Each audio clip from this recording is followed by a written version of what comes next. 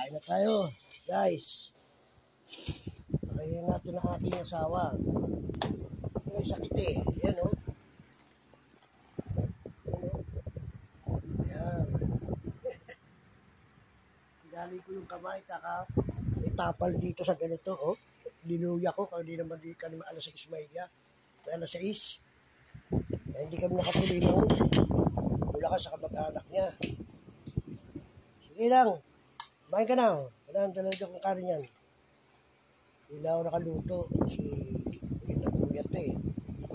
Sige, kain ka na. Sige. Kumain ka na marami. Yan, mga baro. Pagkatatin sa Mercury sa may laboratory na natin yan. Pinadala na anak yung pera. Sige lang, kain ka na. Kain tayo lahat. Ayan, dalawa lang kami nagluto ng ayun lang ulam namin mag-asawa. Dalawa kami. Tsaka itong sinaing na natira ko, ininit ko. At pinakamasarap na bagong. Ayan. Kain tayo guys. Ito. Sarap. Asa. Ang gagihigit ko daw sa loob. Peace na peace.